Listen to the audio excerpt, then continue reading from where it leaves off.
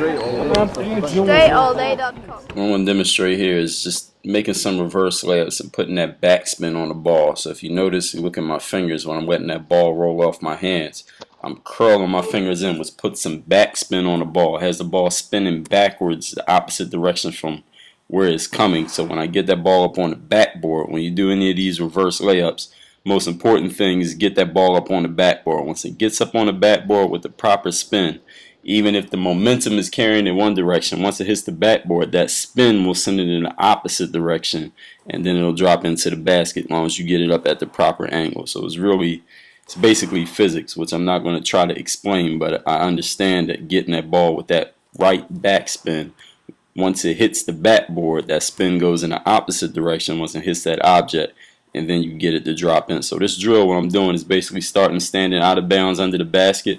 To the side, I'm going to take one step forward, and with the outside hand, I'm going to get that backspin up over the backboard. So this is the reverse layup here I'm doing.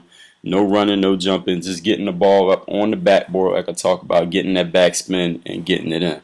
Now I'm doing this with the left hand. I'm going to do the same thing on the other side with the right hand. Notice my fingers when I'm letting that ball out of my hand. See how I'm letting my fingers curl. I'm letting that ball spin. So I'm getting a lot of backspin on the ball. So when it gets up on that backboard, it's going to hit. The spin is going to go in the opposite direction, and then it's going to turn into the basket. Really how the spin works, you don't really have to understand it. You just got to get a feel for getting it up on the backboard and getting it in there. You don't have to be able to explain it. You just got to be able to make layups. So I'm doing the same thing here on the right hand side.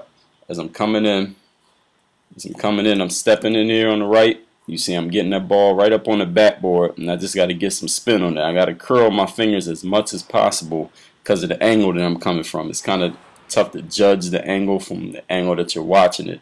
But I'm stepping from out of bounds, taking one step in, so I'm right under the basket. So this is a tough angle to make this shot. You see me missing some shots because I'm not getting it up high enough or getting the right spin on the ball.